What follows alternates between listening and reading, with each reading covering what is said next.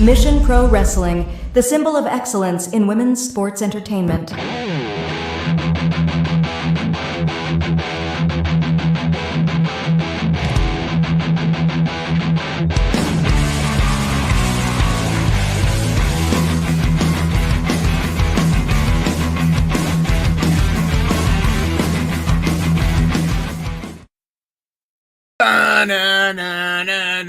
Welcome to another episode of Mission Pro Spotlight. What is going on, Mission Pro family? Yes, this is my giant big head because right now I am rolling solo right now. Angel Marie is on a very special assignment. And if you tuned in to our Monday fantasy draft, which was such an awesome cluster F, you've got to go back and watch that episode. The back and forth between Tommy, Angel, Naf, and Nicole, everybody. It was incredible. But I do have a co-host tonight, Heidi Howitzer. I'm representing tonight on my shirt here. But I'm excited because the spotlight is shining on a very, very special guest here who will be joining us in just a moment. The wrestling talent get a lot of the credit. It's the heels get the boos, the baby faces get the cheers. But the most crucial and often overlooked piece of the storytelling in wrestling is the referees. And with us tonight is one of the best in the business, one of the most dynamic and entertaining refs in the business. Ladies and gentlemen, our guest at this time, Brie Montoya.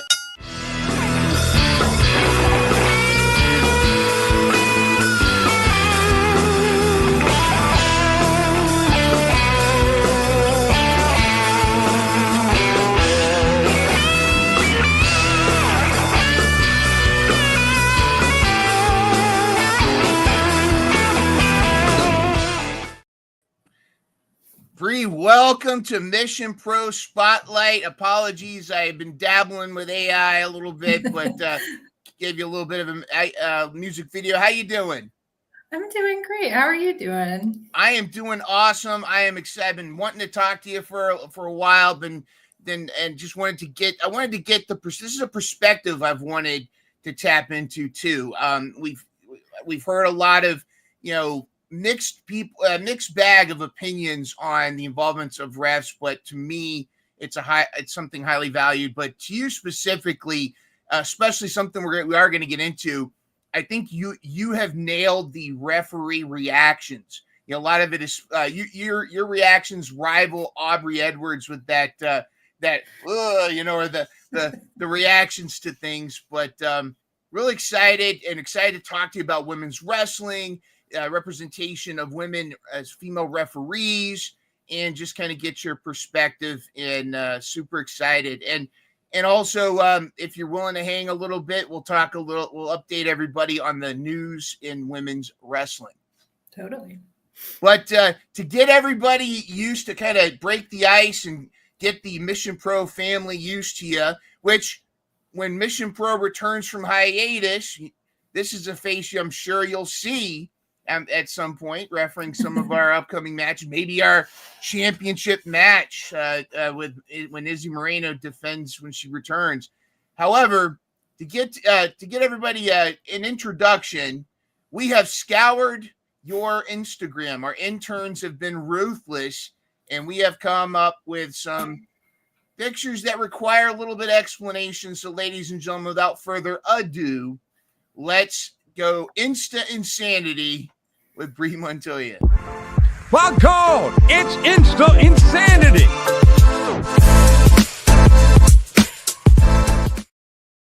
All right. First off, Feeling it was gonna be the first thing that you pulled up.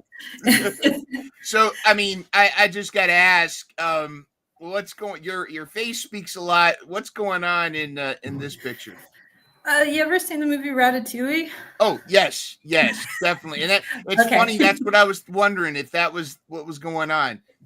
Yeah, so this is backstage at the last Hood Slam. So if for those people who don't know, Hood Slam is the accidental phenomenon. It is based in Oakland. It's been going on forever. It's like underground, queer, fucking oops, can I swear on this? Absolutely. Go right Okay. ahead. I mean, we are the Mission Pro family, but they've heard worse from JP Harlow. So we're good.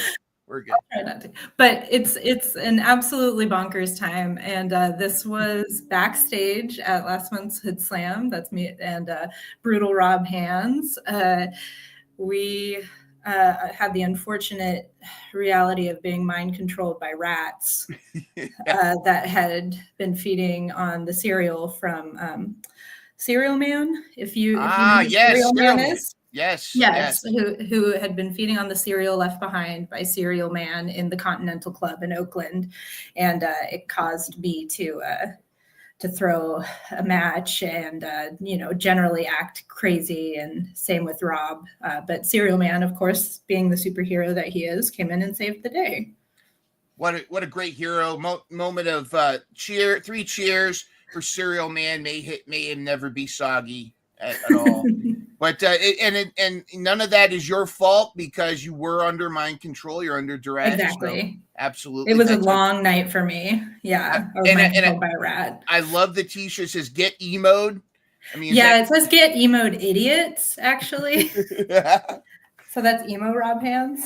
He's get emo'd Rob Hands. I love it. Awesome. This is a montage. Now, this is one of the things that really made me want to chat with you is talking again. I want to talk a little bit about the importance of referees because in storytelling, and there's knuckleheads and trolls that argue, the refs, they shouldn't get involved. They shouldn't be part of this match, but absolutely they are part of the match. But to me, your facial expressions not only I think are vital to the storytelling, but you've got so many different things here. Like the upper left, you're almost like the older sister telling them, nope, that's not how it is. But you've got the surprise, the screams, a little bit of the frustration. But the one that has me most compelled, I think I need to hear the story first, is bottom left. Looks like somebody shaking a foot, and you're just kind of like, you're almost like you're out of body kind of look there. What's going through your mind in that picture? Yeah, so that one in particular, that picture's from 2019, and that is up at a promotion that no longer exists up in Seattle called 3-2-1 Battle. Okay. This was maybe my second or third match that I had ever refereed outside of training, and it was between Bambi Hall, one of the Hall sisters from up in Canada, and Judas Icarus. If you know Icky, he's Sinner and Saint. They're the tag. Sinner and Saint. They're a tag team. Incredible wrestlers, both of them. But Ick never wrestles in shoes, and it was a baby versus baby match. So you do the traditional handshake when it's two good guys going against each other, but in this case, he offered a foot, and Bambi was kind enough to take it. And this was one of your first matches, and the look on your face is just like, what have I gotten myself into? But it's almost. But do you feel like though? This is going to show my age if the gray hair doesn't already. But I always like to say, when people fall in love with wrestling culture, with the wrestling industry, it's like the little bee girl in the Blind Melon video when she finally finds everybody, her tribe, her people. Yes. Was it kind of like that when you kind of got into wrestling? Is it like finding your tribe? Oh, I mean, absolutely. Like I was a late entrant into wrestling fandom. Like I didn't start watching professional wrestling until 2018. And so I didn't watch it as a kid. But I had a friend who was like, I think you'd really like this, because I was into other weird stuff. And so she showed me a couple matches, and I was like, oh, this is great. Like, this is really interesting. And I'm the kind of person who can't like something without getting deeply into it. So within a couple months, I was like, well, how do I get involved? Like, how do I start doing this? But yeah, it always seems like if you are involved in wrestling and you're not, on a mission to make your life miserable, like you have to love it. Like the people who are into this are just like, can't see themselves doing anything else, because it's just, when it's great, it's the greatest thing in the world. Like nothing comes close. And I've figured that out about myself very quickly. And just like, yeah, the first school I landed at and the people I was around, I was like, oh yeah, this is like exactly my brand. Well, speaking of your brand, I mean, I had to go with the montage because I think they're all connected. Yes. Love the outfits. I love that. Just, you know, it's like a soup. To me, this is wrestling right here. This is when you find your tribe, and can you take us through? I think this was was this a Folsom? Was it Folsom? Yes. So this was my most favorite show that I did last year, and we're doing it again this year. So I work for a promotion here in the Bay called Full Queer, and it's a queer-run wrestling promotion. It's the Rainbows, I think. Exactly. Yeah. And the fact that it's at Folsom Street Fair is a pretty good hint as well. Yeah. Yeah. And so we run wrestling matches all day I think we ran from like 11 to like 6 at the street fair. And yeah, when you talk about like pulling up like your tribe or like your brand of weirdos, or like the reason that I want to stay involved in wrestling, it's people like this. Like literally everyone in these photos are like, you know, just the most awesome, strangest people I've ever met. You know, I've got all my other referees there. Yeah. You have Rosie Fingers, who's the champ in the photo in the bottom right, and she runs the promotion along with Marco Mayor. And then, I mean, you have other wrestlers up there, Anton Voorhees, Lara Frazier, you know, like, it's just like all these people who are just the most wonderful folks. Yeah, they're great. To me, you look at these photos, to me, this is what hooks, at least the sickos like me, when it comes, to use Tony Khan's term, but like the wrestling fans, it's so much more than just watching a show on TV, or, you know, when you go to an indie show and you go to these shows, these special shows. Like I went to Micro Wrestling recently for the first time, and it was so much fun. These guys were doing great stuff. You get this culture wherever you go. Wrestling is wrestling, and it's so much fun, and it's a community that I love being a part of. I think that's fantastic. Yeah, you know, I know that I can go to most shows and see people that I know and that I like, and my weekends are never boring because I know I'm going to be around friends. It's like, not only am I working, but it's like a pleasant work environment to be in. Yeah. So cool. And in a safe work environment, I think, and that's something that isn't always the same at every promotion. You know, there's some locker rooms that aren't as safe, but, you know, that's one of the things Mission Pro strives to, is to keep a safe work environment for the women's promotion. But when you've got your tribe with, you've got your group of people, it's pretty awesome. Speaking of notable referees, we had a question in the chat earlier, and I don't know if this relates, but which ref inspired you to get into reffing? Reffing's a real word apparently in the industry. I think that's an industry term. But this obscure referee that you're taking a photo with here, I've heard of her before. I think I've seen that face before in the referee industry. Yeah, that is my referee mama. That is the woman who trained me.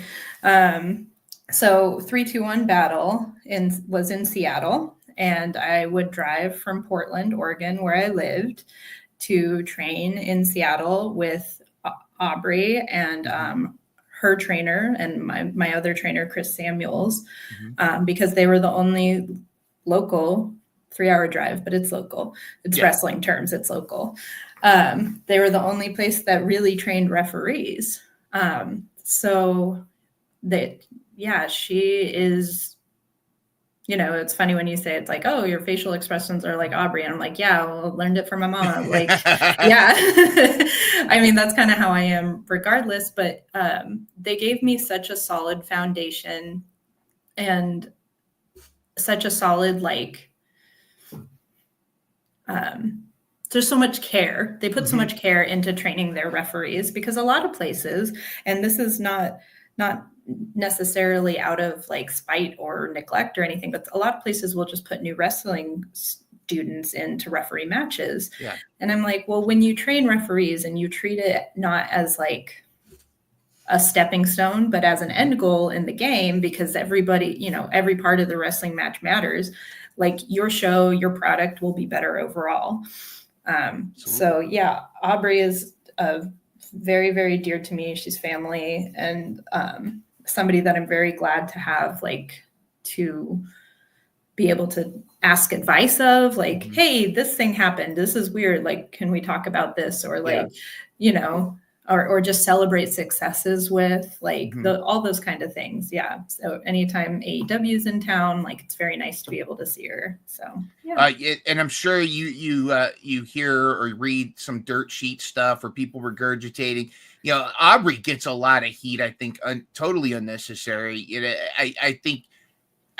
And I don't know where this rumor was starting. People are trying to say, "Oh, she's trying to be a star." She is. All of them are star. Rumsberg, that's you're part of the storyline. What's a misconception do you think that some wrestling fans may have about the refs, and how integral are referees to the storyline and the flow of the match? Yeah, I mean, I see those things. I don't pay them any mind, because like it's just, especially like we all know, like, Aubrey's going to get more guff from fans than Paul Turner will, than Bryce Remsworth will, not because she's a more animated ref, but because she's a woman. Like, it's just it just happens. We all know this. Like, every woman who's worked, knows this. But I think something that a lot of people tend to get wrong about refereeing is that they're just there to count like threes, right? Like, you're just there to stand in the corner and then count. Or 1, 2, three. Ooh. Yeah. Like, there are so many things like that could be the role of a referee. But if you want a good one, there are a million other things that you're like keeping track of, right? You're not only like you're in the ring, you're making sure that your position is correct in the ring. You're making sure you're watching for holds or watching for pinfalls or rope breaks or, hair pulls, eye rakes, like all these sorts of things. You have to have every rule in your head at every time. And those rules change depending on the type of match. Like, for instance, when I work Hood Slam, like, everything is no DQ. Like, you can fight on the outside. So like what I do at Hood Slam is very different than what I do at my other home promotion here in Sacramento, the Ugly Dojo. That's very like old school and like very much a stickler for the rules.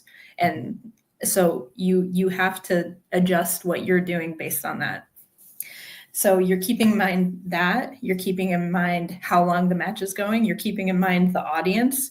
Is the audience really close? Because if they are, like, is somebody coming towards the ring? You're keeping in mind, here's the photographer, here's the videographer. So I'm working around them to make sure I'm not blocking the wrestlers when I'm doing my thing. There's like, there's so many things that a referee is doing that people don't get to see in every indie show. But then when you get to TV, it's even huger, to taped events. It's an immense amount of work.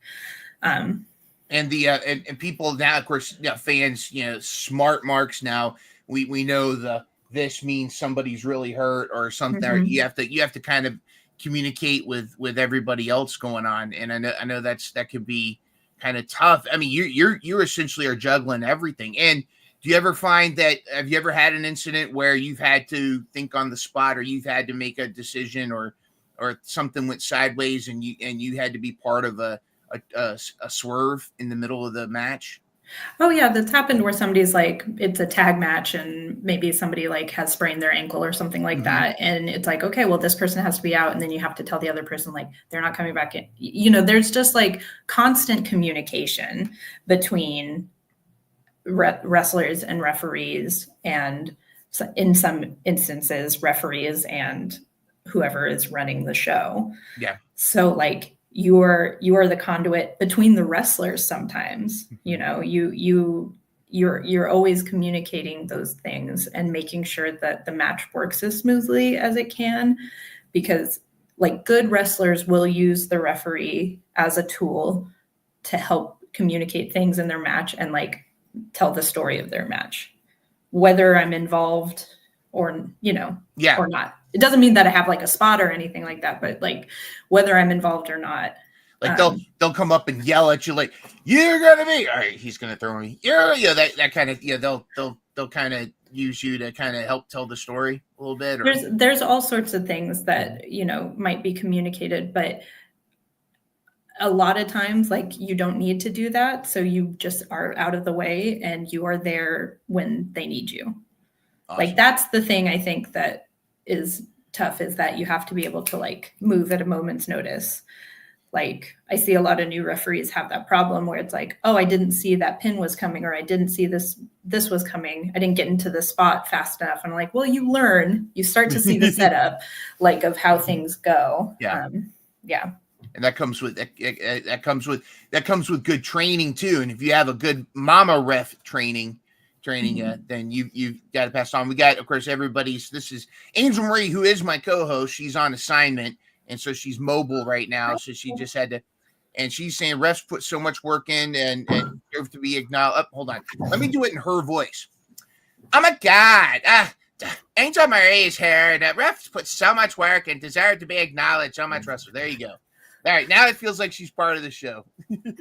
But and it's got to be difficult to, like you said, to remember the rules from the different promotions, because I mean, let's say that you're I don't know, reffing a match with for a death match queen, the Miss Kawaii herself.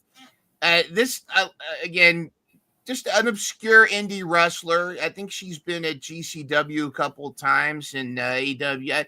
I'm not sure too many. And this is somebody that Angel Marie's upset with me now. She says, I don't talk like that. No, she doesn't.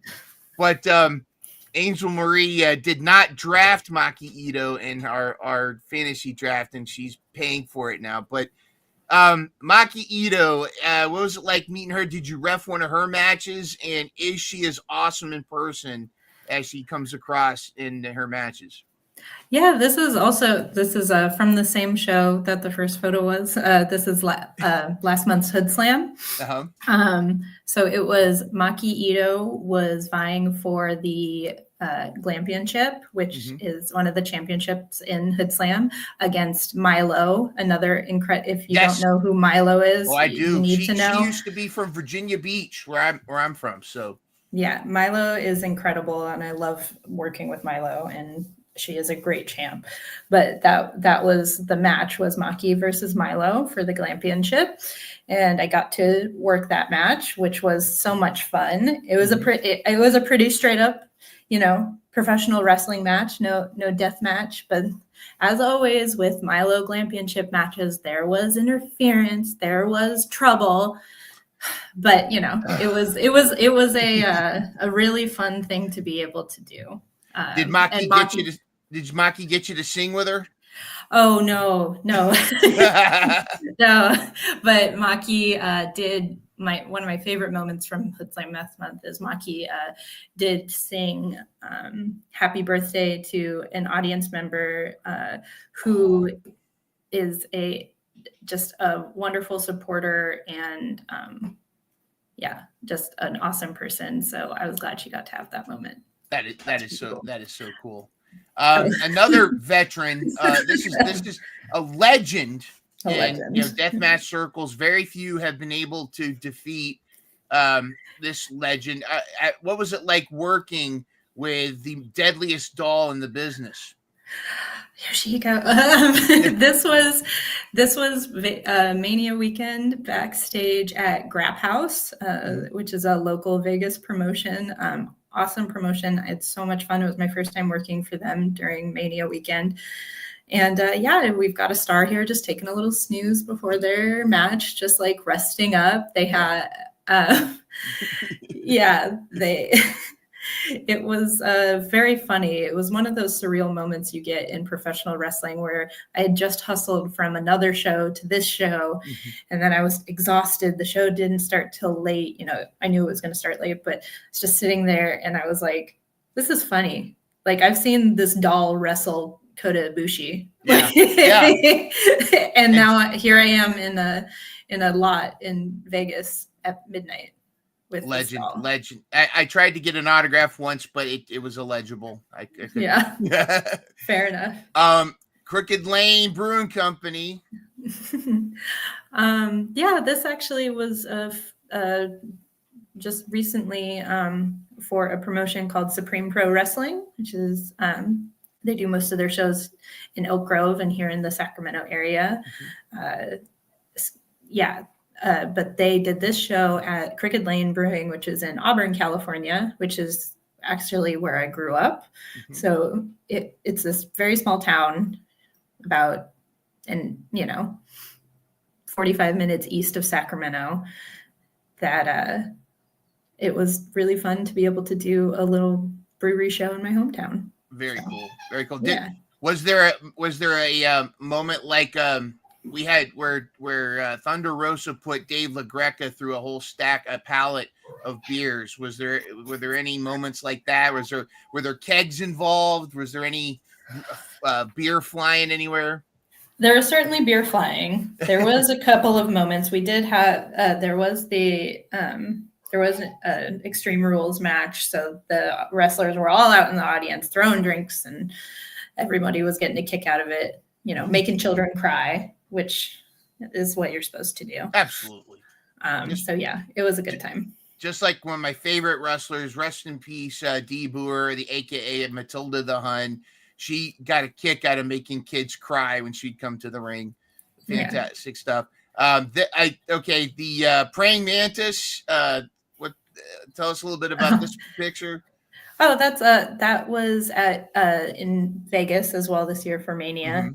This is an art installation downtown Vegas called in this little area called Container Park, and there was an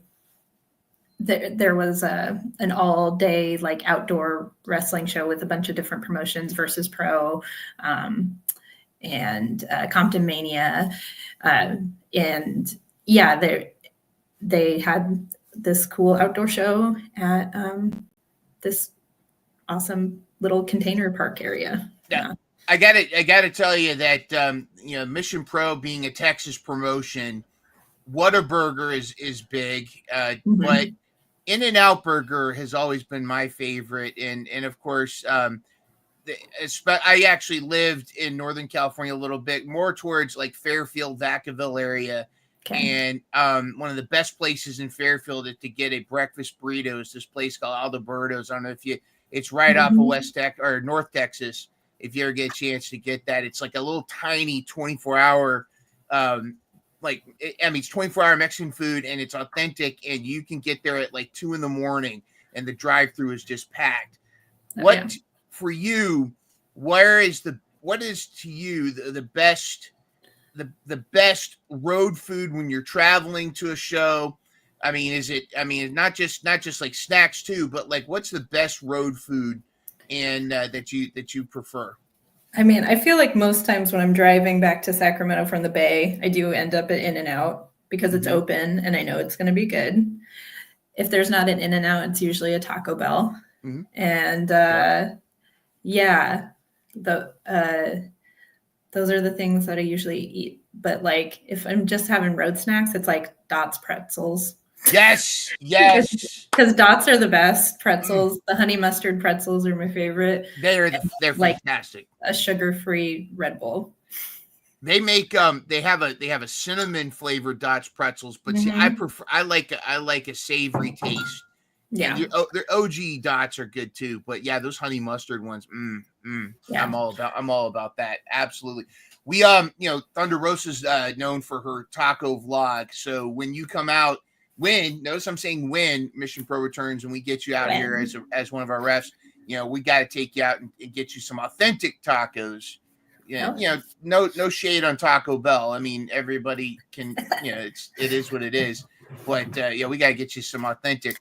And that's merely of convenience. If I was to eat exactly what I wanted, I mean, I'd go to like some taco stand afterwards, but it's usually I'm driving and I want to just like keep driving.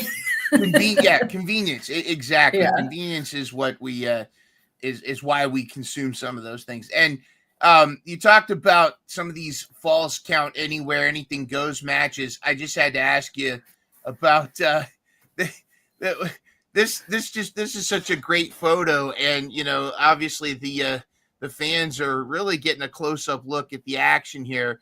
What's going on with this? Yeah, this is a match from Full Queer, and it's between Eliza Hammer, who's in the black gear, and Rosie Fingers, who's the blonde there getting her hair pulled. Champion, right? Yeah. Okay. The champion from the last photo. No, it's okay. I just was like, wait, what? This match was Falls Count Anywhere. And we mean anywhere. So this happens also at a brewery, and people will sit on like the grassy like hill next to the brewery, and they were just going into the crowd, and they were all over the place. They were in the truck bed where we had to load the ring up, and then they were everywhere. But it was a lot of fun. I mean, they were hitting each other. This one did have some kegs involved. So the kegs came in this one. There was much beer was spilled. And that was like, I also refereed a Lone Star Championship match between Rosie Fingers here and one called Manders last year. And that it was a similar amount of beer was flowing throughout that match. Which is great for the brewery because, we use someone's beer in a match and they have to get another one. But that was a good time. I got two more, and then I want some questions for you. And in the chat, feel free continue to pump in some questions. I got to scroll back and grab a couple from earlier. But Iconics. What are your thoughts on that? Now the iconic mums, I think. I don't know if they're good. The inspiration, but they now they're moms, and it's great to see them still getting back out there. I always felt like they were the Romy and Michelle of wrestling, and they're so awesome. I don't feel like they got enough credit. I'm hoping they return. How long? What is your favorite part of the Iconics, and did you go to journalism for that? Yes. You gotta be joking me. Like, they were when I started watching wrestling, they were an act that I immediately was like, I get what they're about. I love them. They're great wrestlers. They're chicken shit heels. Like everything about them is understandable and perfect. And they're so funny. Like never got the credit they deserved for how, especially Billy, like how freaking funny they are. But I mean, that's like the total package. They're like beautiful girls, great athletes, hilarious. And it's just, I love them dearly. I would love for them to come to AEW as the inspiration. Maybe link up with Harley Cameron. I just think Harley does sing their entrance music now. I think that would be perfect. There's such a great tandem. And you're absolutely right. Billy or Jessie now, she goes by. When she tried to join Riot Squad, I don't know if you got a chance to watch that on WWE when she was trying to be like this with Ruby. And just the stuff that they work so well together, and I don't feel like I don't think they got a fair shot at WWE. I mean, they did win the tag titles, but I'd love to see them really get a chance to really shine. And the last photo I got here, this just seems to me, this is just a vibe right here. You know, to me, this just seems like a vibe. Is this a relaxing vibe to you? Is this your crew? Yeah, so this was up on a trip to Portland for DOA. Mm-hmm. If you know DOA Pro Wrestling up in Portland. Yes. So we have Beatrice Domino here on the left. My girl, incredible wrestler, trains over at Oasis Pro Wrestling. And then we have Abigail Warren, who is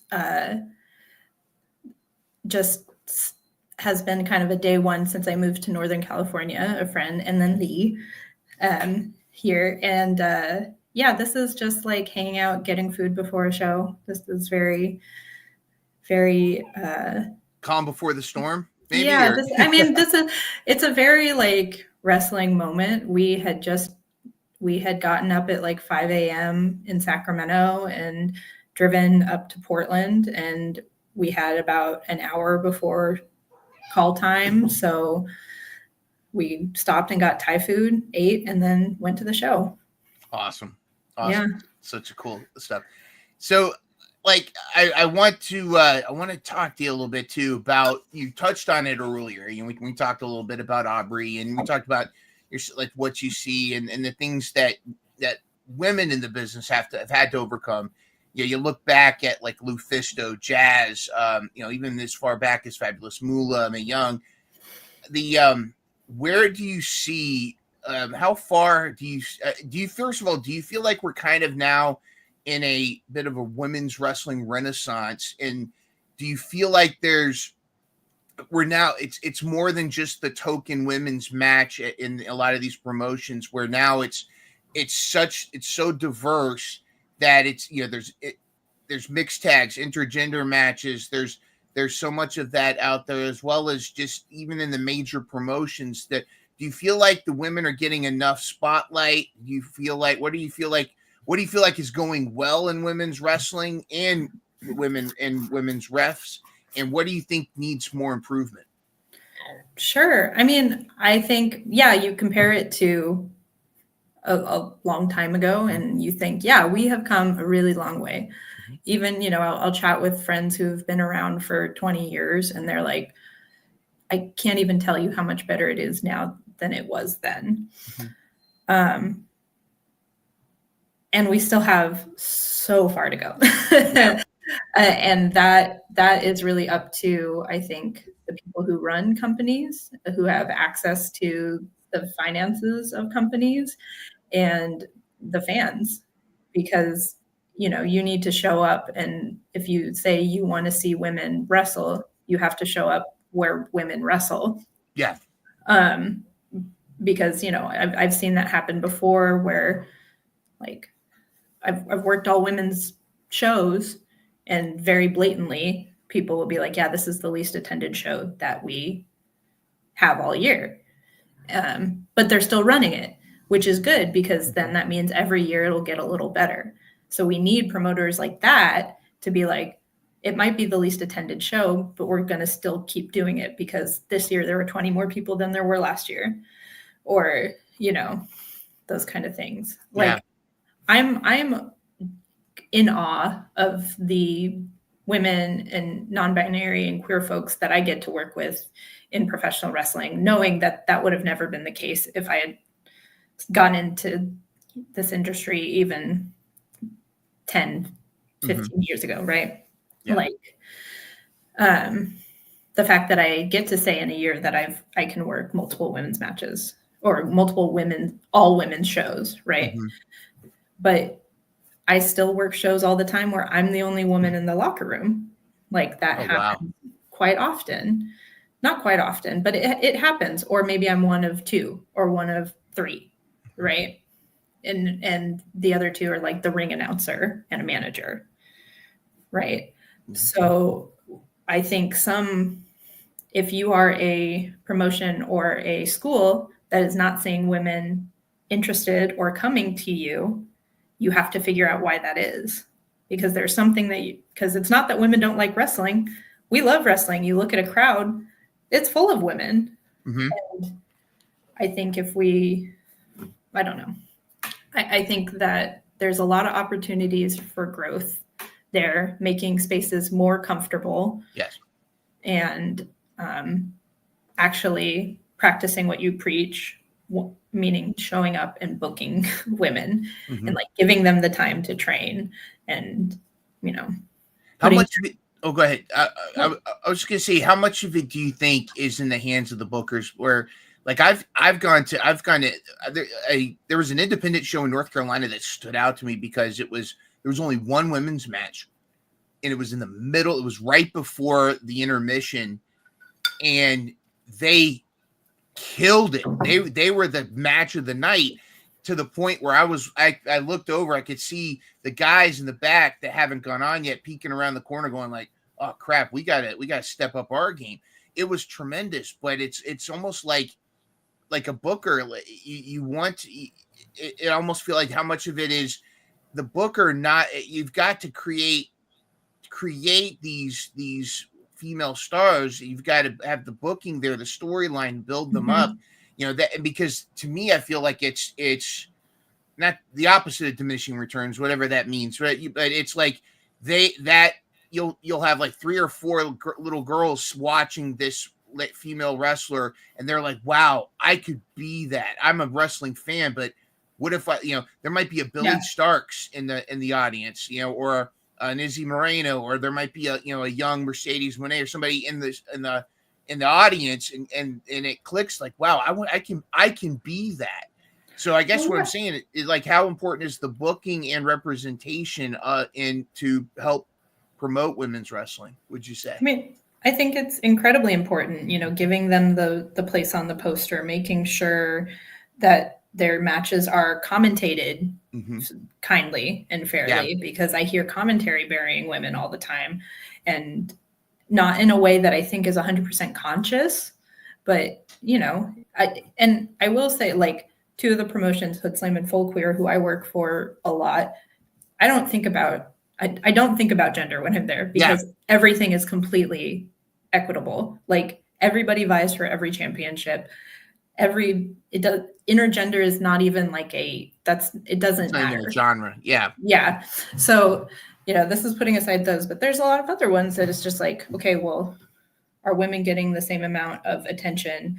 And it can be difficult when at a promotion, maybe there's only 4 women that get booked at that promotion. So, like, your storylines are going to be limited. Yeah. Right. And if you see one training school where half their classes are women and one training school where there's no women, you have to think, like, well, what are we doing? Like, what are we doing to make this space welcoming? And if your answer is you just don't really care, that's, good for you. I won't work with you. How familiar are you with Natty Neidhart and how she seems to be taking over the Heart Dungeon in a way? I think she's she's now the matriarch of that. And I don't know if you saw that Bloodsport. I love this version of Natty. It was incredible. Yeah, I mean, it seems to be kind of who she's meant to be, who she should be. And you're like, yeah, this is the dynasty that you're trying to carry on. And I think it's badass. Like, good for her, Yeah. I love it. Well, Brie, let's this is gonna I want to get into the women's wrestling news, but this is gonna spark some more conversation with us too, because there's a lot going on, a lot relevant to what we were just talking about. So again, without further ado, let's get to the week in women's wrestling news.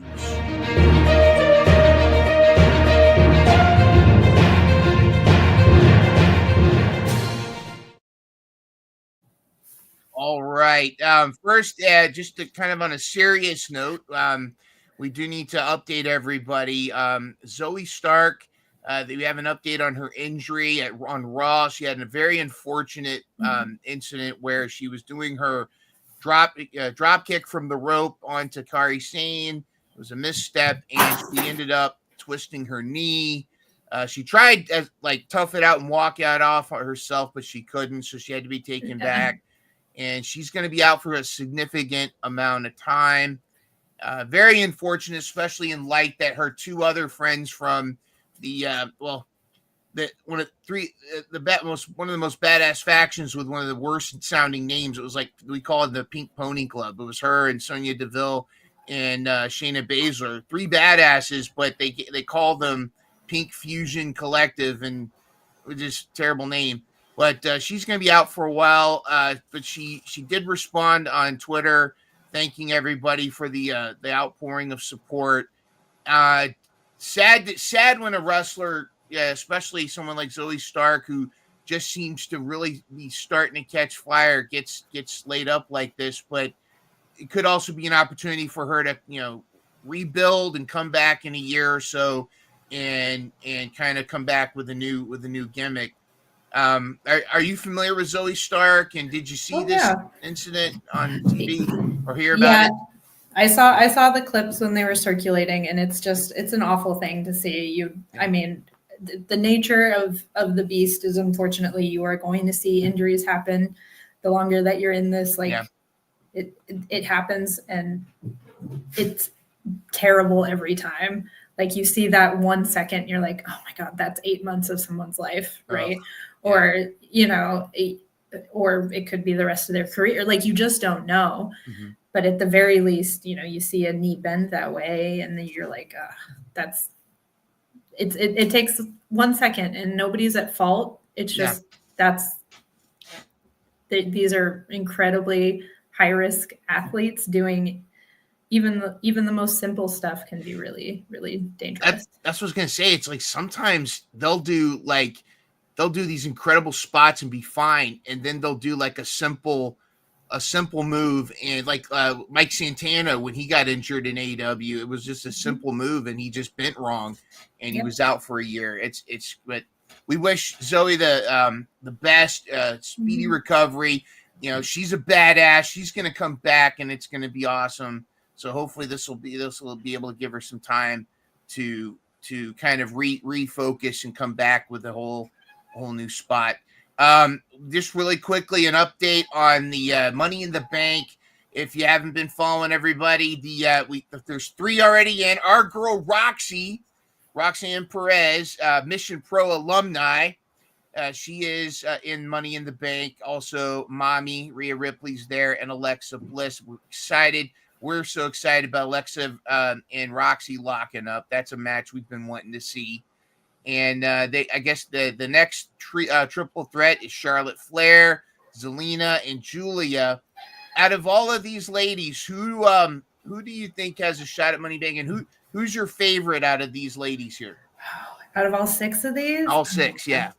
That's so difficult. I mean, up and coming, I'd be like, well, Rox-C, Roxanne, Julia is such a badass. Like, I love that more people are getting to see her work. Mm-hmm. I feel like, I'm just going to go down the line and talk about all of them. But Charlotte Flair was one of the first women wrestlers that I was like, oh my God,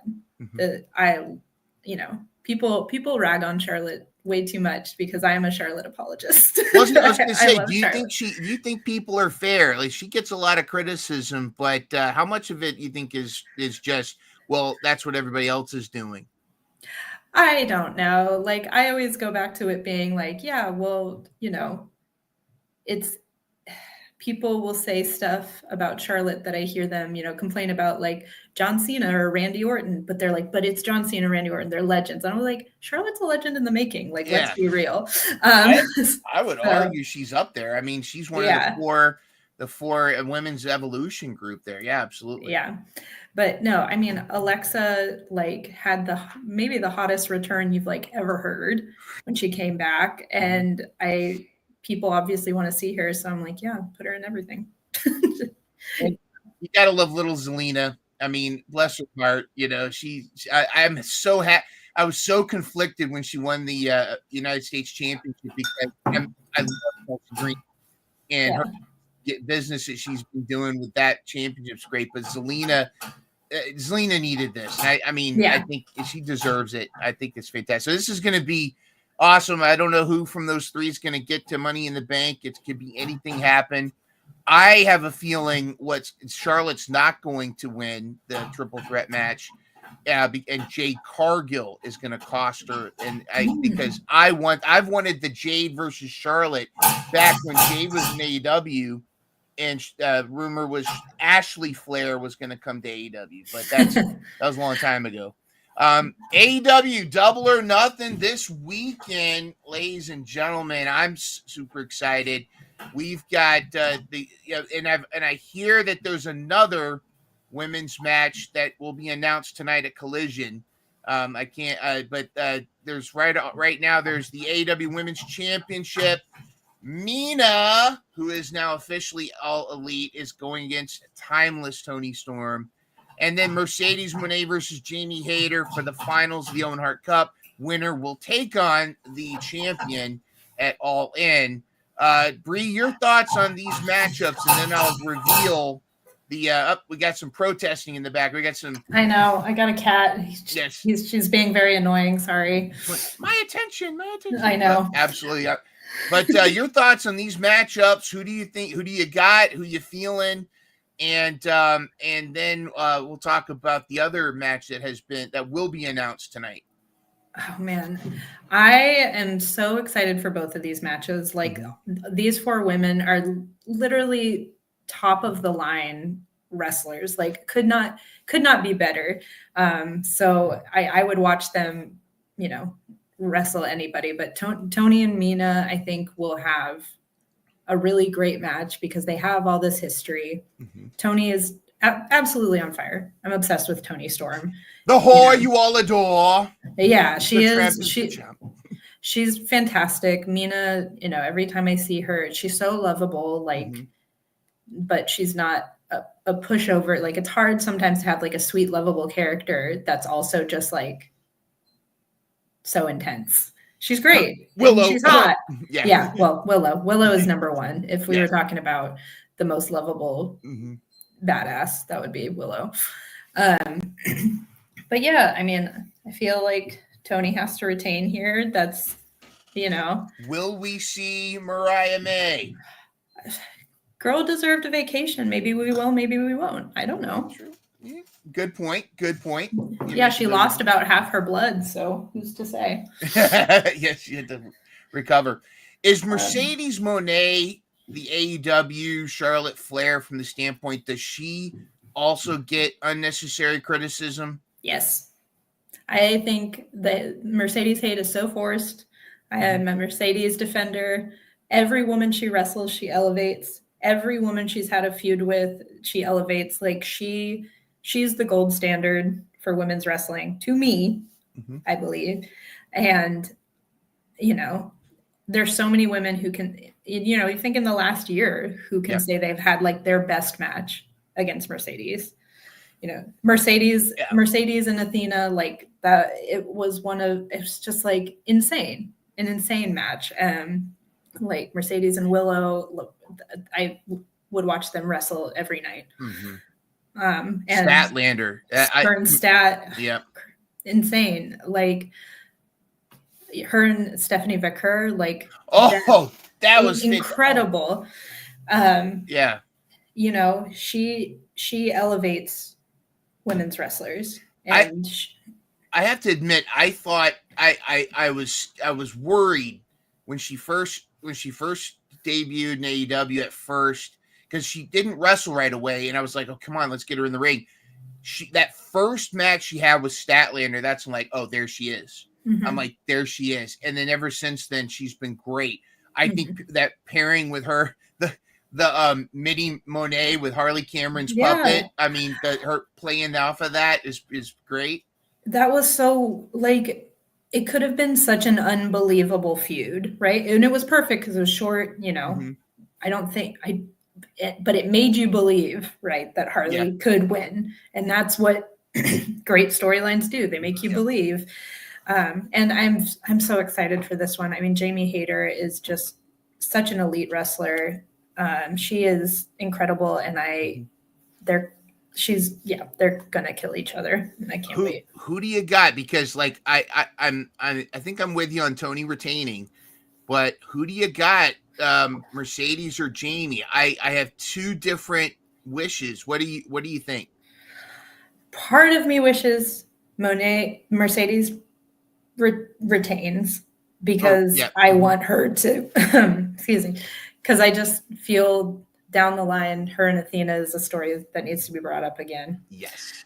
But in the same way, neither of them. It doesn't need for either of them to be a champion for that story to be good, or to watch them wrestle, because it's about who's the best. And if they're both in a weaker place, being not champions, that might be an interesting way to go. So I'm happy either. Honestly, in both these matches, I'm happy either way, and I feel good about that.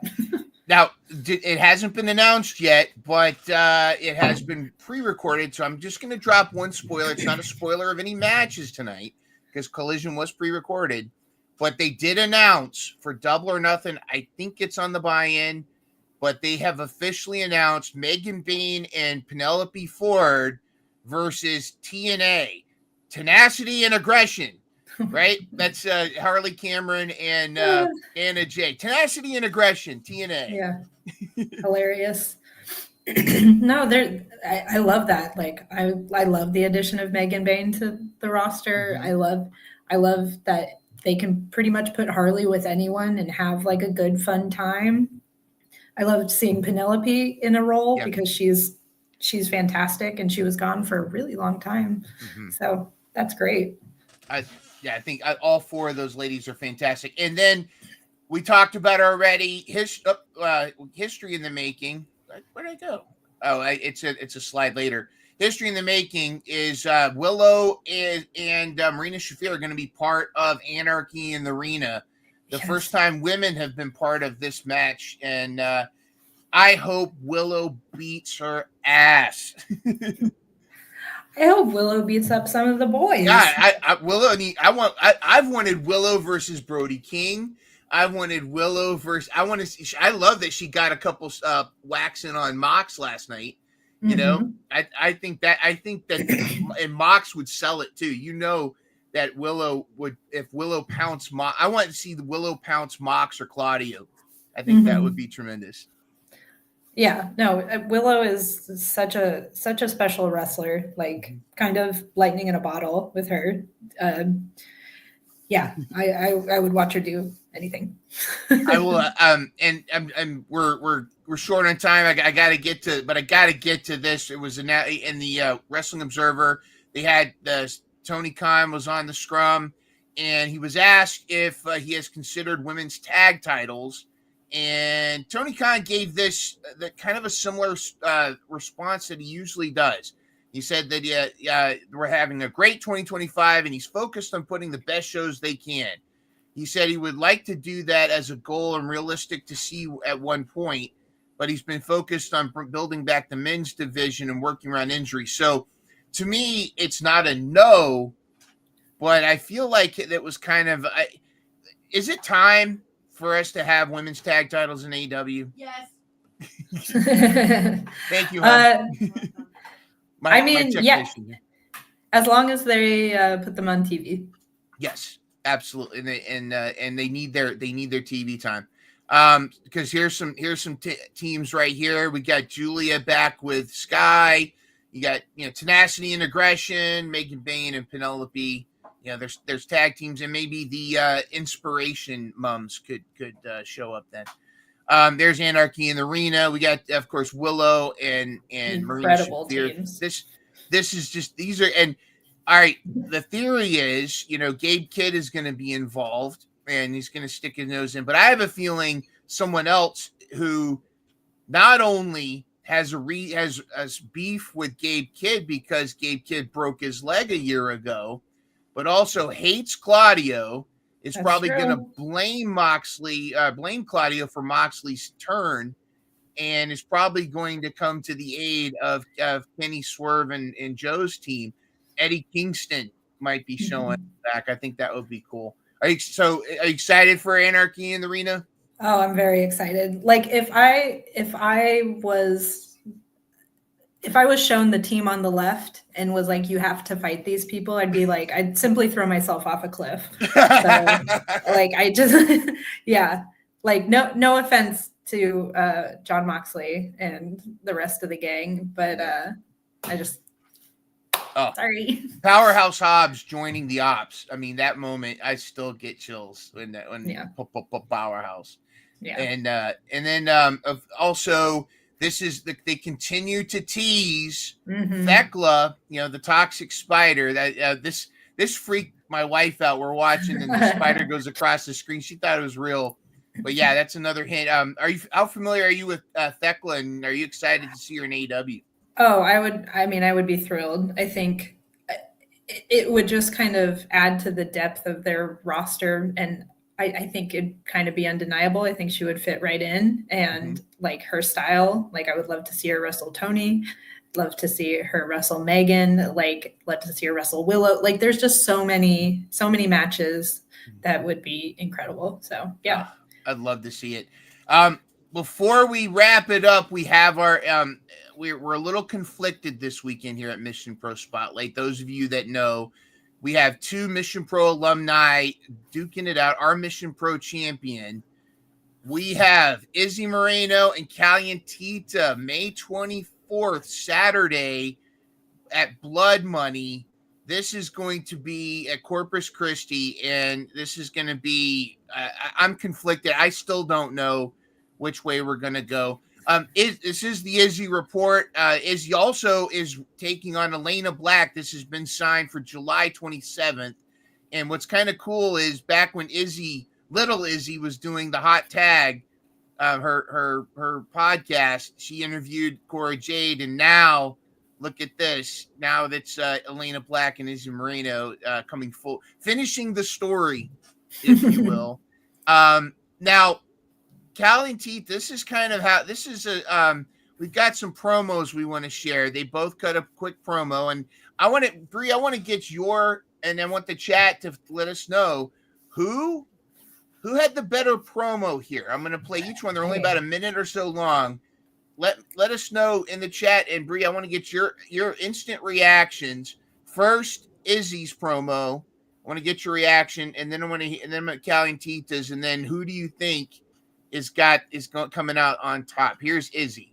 This Saturday, May 24th, at the Texas Wrestling Cartel's Blood Money, I step in the ring with someone who I have a long history with. La Chica Mas because of Callie and Tita. Oh my gosh, Callie. It's been far too long, but story time with Izzy, everyone.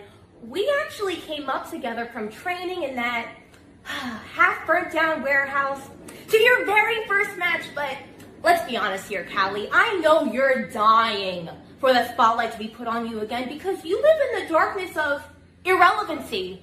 Callie, honey, even on your best day, you still couldn't lace up my boots. I mean, let's talk about my drive. My in-ring abilities have always been better than yours. While we're at it, I remember all the times you decided to sleep in and stay home while I was getting up at the crack of dawn to train early just to beat you at life. But in this match, I'm here to prove to all of Texas that no matter how hard you try, you'll never be on my level. But I gotta give you credit, Callie, because I know you're preparing for this match by eating all the hot Cheetos and hoping your favorite superstar mentions your very existence just to give you a little confidence boost. But before we step in the ring, Callie, I want you to look at yourself in the mirror and say, I will never be on Izzy Moreno's level. And this Saturday at Blood Money, I'm going to show you once and for all that you will never be me. All right, Brie. Old Izzy fired up on that one. I know, coming in hot. She comes in, you think she's going to be all sunshine and rainbows, and then all of a sudden you're like, oh, there's a little attitude here. Oh, there's a lot of attitude here. Oh, this is confidence. This is confidence. Good confidence, exactly. And definitely not being Miss Goody Two Shoes, everybody's BFF. Mm-mm. But here's Callie and Tita's response. Wow, Izzy, You actually hurt my feelings this time. I can't believe you said I would never be on your level. But you're not completely wrong, because I would actually have to stoop so low just to get to your level. And you want to say I will never be like Izzy Moreno? Well, thank God, because I don't ever want to turn out as big-headed and delusional as you. And let's get something straight, okay? You want to say that I used to sleep in or skip training while you were up at the crack of dawn? And maybe you were. But let's not forget that I was the 16-year-old that was juggling high school, a real-life job, training, and even hitting the gym while you walked into this half-burnt warehouse and got everything handed to you on a silver platter. And I guess that still wasn't enough, right? And then on top of that, you want to mock me and make fun of me for getting excited every time my favorite wrestler acknowledges me. But that's very contradicting, coming from the girl whose entire career only exists because she was known as an annoying little super fan. But Izzy, unlike you, I'm gonna give you your props, because ever since you left Texas, you've been killing it. You've been making some noise, getting some big time matchups, but so have I. I mean, just last month, I made my WrestleMania weekend debut in Vegas, and I wrestled for Stardom, not once, but twice.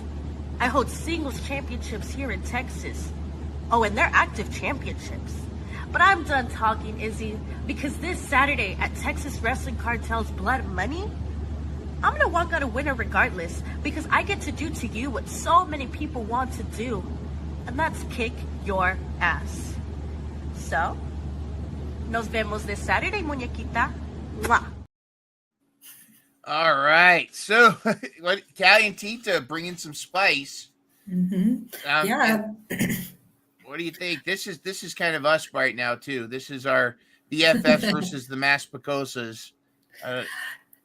What do you It's think? tough, because there was a quiet confidence that she had, being like, "You're gonna try me like that? You're not gonna try me like that. You're not gonna rile me up.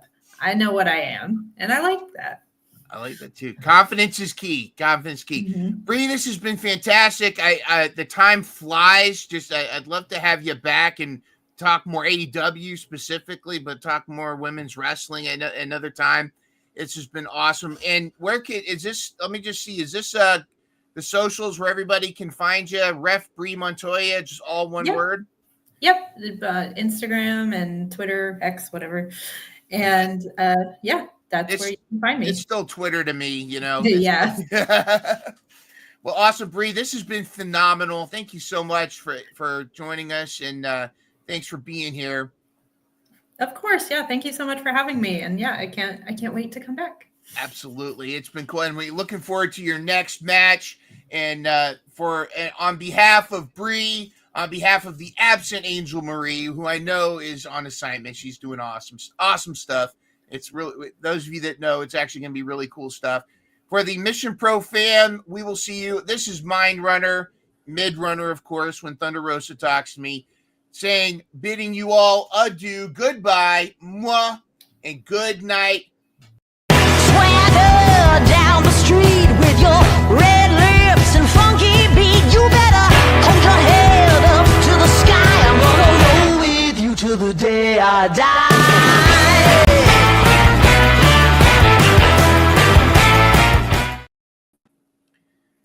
All right.